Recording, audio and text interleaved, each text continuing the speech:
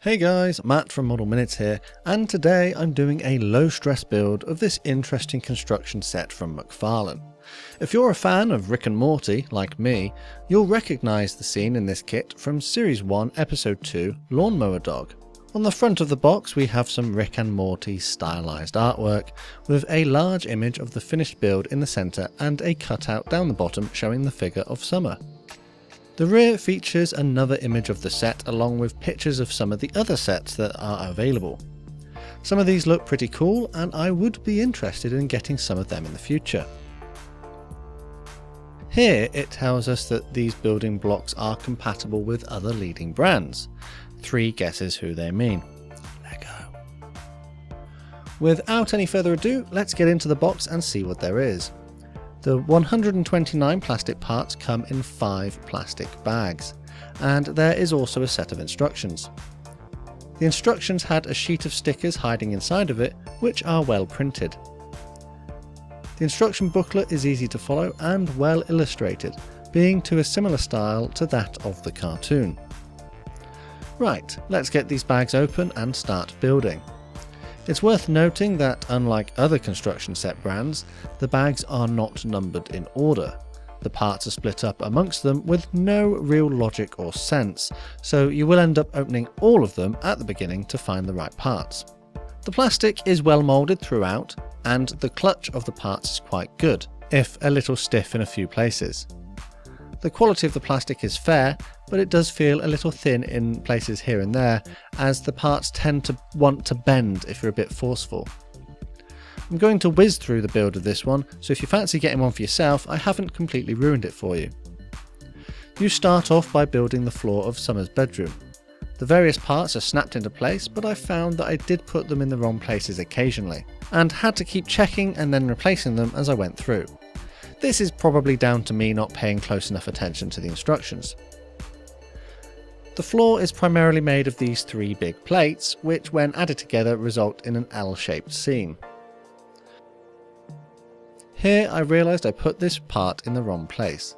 It will be where Summer's bed gets positioned, and if it's wrong it won't line up correctly. Now it's time to add the bedroom walls. These come in a number of parts, and as you build higher you have to add the shelf. The door is placed on and is free to open and close if you really want it to. The design of the walls here is quite good, as they have thought about the grip of the blocks, building in opposite directions like real bricks to help improve the strength. They are topped off by these white capping blocks. Now we can add the various stickers to the walls. These represent some of the posters in Summer's room, and they stick quite well to the plastic. Next I built the headboard for Summer's bed. This was fairly easy to do.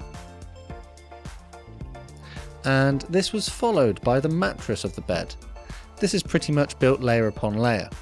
The holes on the bottom should line up with the strips on the floor of the model.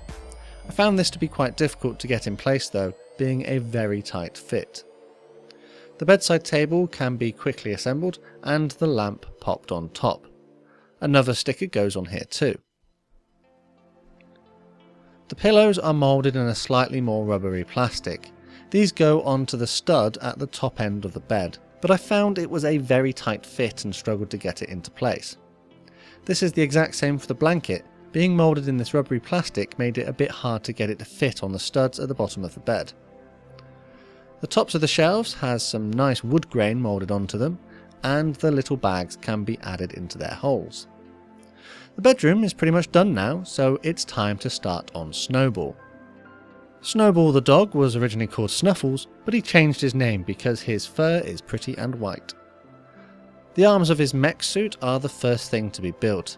These parts snap together and you have to make sure to get them the right way round, as there will be one on either side of his suit.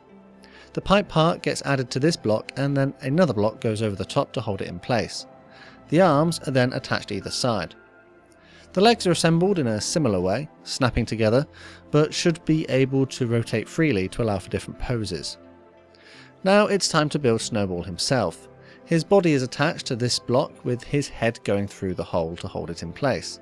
His visor is then pushed onto the helmet. Adding his body onto the mech suit will hold the legs and arm assemblies together. Here I had to push the ends of the pipes into the holes in his helmet. His hands are then built and added to the arms on the mech suit, making sure to get them the right way round. And here he is, all finished. I quite like the level of detail they managed to get onto this figure. Also, the figure of summer is quite well done too. I've got a few parts left over. I hope they are spares, as I can't see where I would have missed putting them. I popped Summer inside her bed, pushed the blanket onto place, and then added Snowball to the stud at the end of the scene. But I'm still missing something. An all-purpose home device perhaps? That's right, no home is complete without a Plumbus. I popped it onto the shelf, and now my build of the Rick and Morty Lawnmower dog scene is complete.